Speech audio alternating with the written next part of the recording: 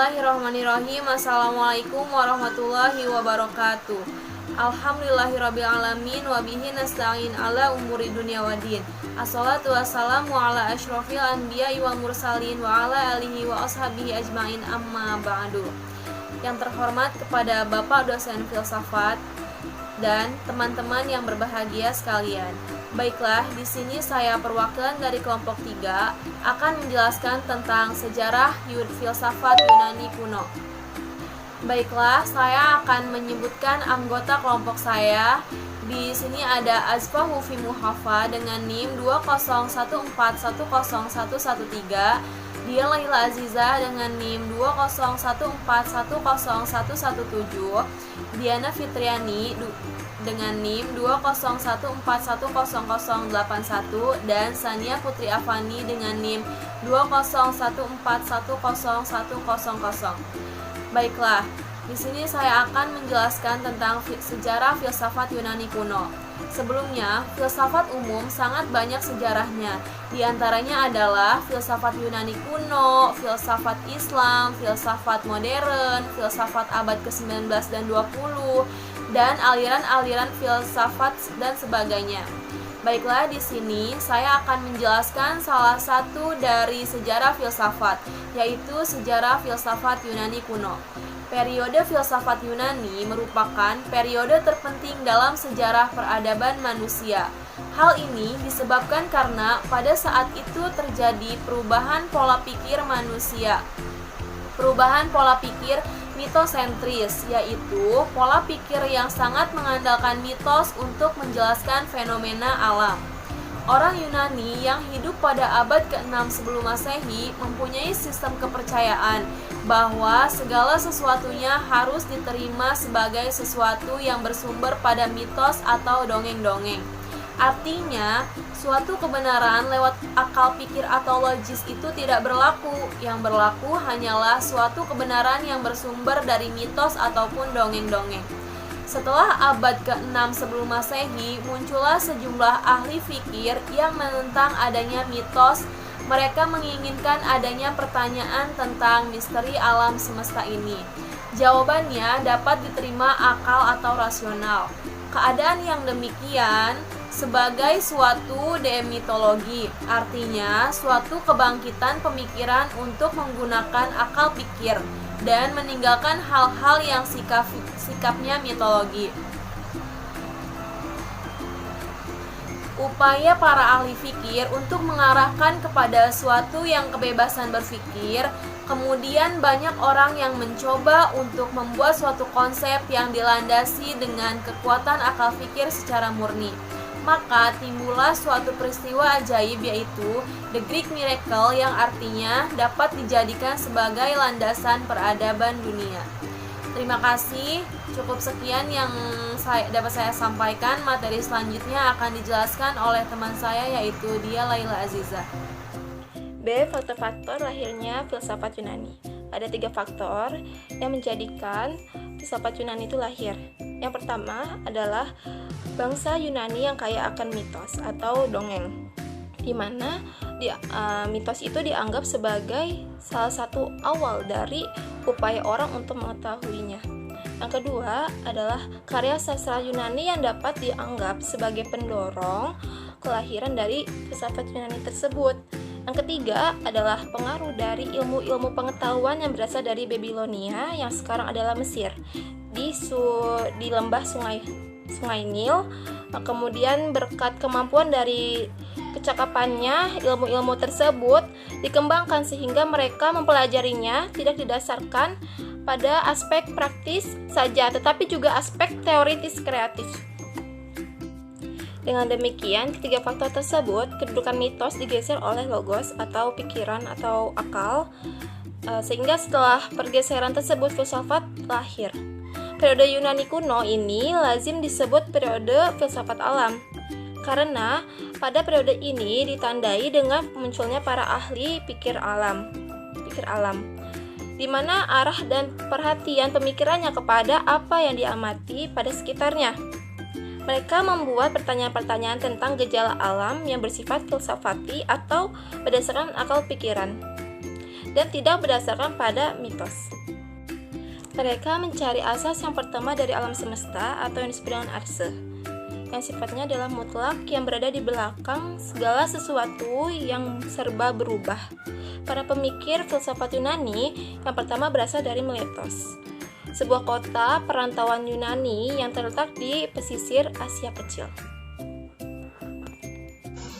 Baik, untuk materi yang selanjutnya yaitu tokoh-tokoh filsafat Yunani.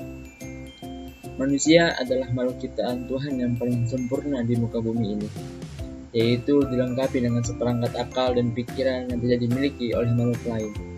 Dengan akal dan pikiran ini, manusia bisa memanfaatkannya dengan sebaik-baiknya dan semaksimal mungkin, yaitu manusia bisa berpikir tentang segala sesuatu secara jauh dan mendalam. Dengan menggunakan logikanya, kemanusiaan berpikir manusia ini dinamakan berfilsafat. Adapun tokoh-tokoh pemikir dan filsafat Yunani kuno yaitu sebagai berikut. Yang pertama, Thales. Baik, tokoh yang pertama yaitu Thales. Thales lahir di Miletus, digelari bapak filsafat karena dialah orang yang mula-mula berfilsafat atau bijaksana. Ia adalah seorang politikus, ahli geometri, dan pemikir di pelabuhan Miletus yang sangat ramai. Ia juga berjasa dengan meramalkan secara tepat gerhana matahari pada tahun 585 sebelum Masehi. Ia tidak tertarik pada mitos, tetapi pada pengetahuan mengenai dunia dan bintang. Yang kedua yaitu Anaximenes. Dia adalah murid dari Anaximandros yang secara substansial pemahamannya tentang alam tidak berbeda dengan gurunya. Ia berpendapat bahwa prinsip yang merupakan asal-usul segala sesuatu yaitu udara. Menurutnya, jiwa menjamin kesatuan tubuh. Demikian pula udara meliputi segala-galanya. Dan yang ketiga yaitu Pitagoras. Pitagoras lahir di Pulau Samos. Tahun kelahirannya tidak diketahui, kira-kira tahun 530 sebelum Masehi. Ia berpindah ke kota Kroton, Italia Selatan. Tarekat yang didirikan Pitagoras bersifat religius, bukan politik, seperti yang kita perkirakan. Mereka menghormati dewa Apollo. Kaum Pitagorean tidak berfilsafat karena alasan-alasan ilmiah saja, melainkan mereka mempraktikkan filsafat sebagai a way of life. Assalamualaikum warahmatullahi wabarakatuh. Perkenalkan, nama saya Sania Putri Afani. NIM saya 2014 10 100. Di sini saya perwakilan dari kelompok 3 filsafat umum. Saya akan menyebutkan nama-nama tokoh filsafat Yunani. Yang pertama ada Parmenides. Parmenides adalah salah seorang tokoh relativisme yang penting. Ia lahir pada tahun 450 SM di Elea, dikatakan sebagai logikawan pertama dalam sejarah filsafat. Bahkan dapat disebut filosof pertama dalam pengertian modern. Parmenides mengakui adanya pengetahuan yang bersifat tidak tetap dan berubah-ubah, pengetahuan indera dan pengetahuan budi, tetapi menurutnya pengetahuan yang bersifat indera itu tidak dapat dipercaya karena banyak orang yang tidak mempercayai kebenaran setelah mengikuti inderanya. Sebab itu yang merupakan realitas adalah bukan yang berubah dan bergerak serta beralih dan bermacam-macam, melainkan tetap realitas, bukanlah menjadi, melainkan ada. Oleh karena itu filsafatnya disebut juga filsafat ada. Parmenides membuktikan sebagai berikut. A. Di luar ada tentunya hanya tak ada. Tak ada ini juga bukan tentu realitas, juga tak mungkin kita kenal dan kita mengetahui. Hanya adalah yang dapat dipahami. Bagi Parmenides, ada dan berpikir itu sama.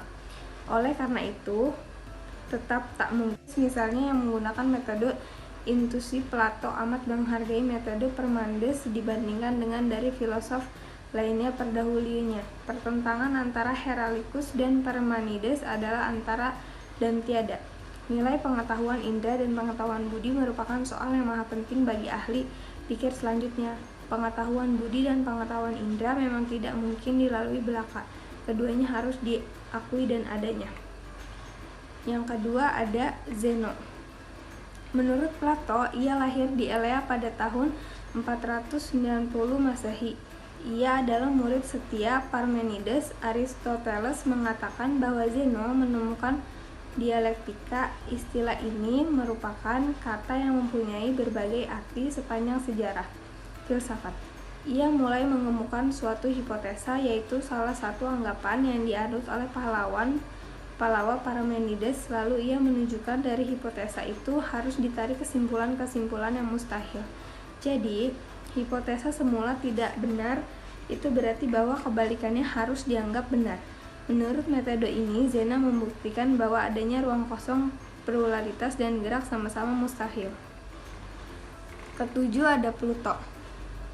Pluto adalah salah satu filsuf besar Yunani yang hidup sekitar abad keempat, yang menggagasannya banyak dikembangkan oleh era filsafat maupun para pemikir selanjutnya. Setelah masa filsofis, Plato kehidupan dalam buku Muhammad Hatta. Selanjutnya ada Aristoteles. Aristoteles lahir di Strygeira, Yunani Utara. Ketika umur 18 tahun, dikirim ke Athena untuk belajar ke Pluto pada sekolah akademi. Pada akhirnya, Aristoteles mendirikan sekolah yang diberi nama Peripatacici, bermakna berjalan-jalan, sistem pengajaran yang diberikan sambil jalan-jalan di taman. Aristoteles disebut dengan aliran realis karena mendasarkan pemikirannya pada pengalaman, kemudian memberikan uraian mendasar mengenai data-data pengalaman. Karya Aristoteles dapat dibagi atas 8 bagian mengenai logika, filsafat, alam, psikologi, biologi, metafisika, etik, politik dan ekonomi, retorika, dan etika. Ia juga mengembangkan ilmu tentang penalaran logika. Sampai di sini saja penjelasan saya atas tokoh-tokoh filsafat umum. Terima kasih. Assalamualaikum warahmatullahi wabarakatuh.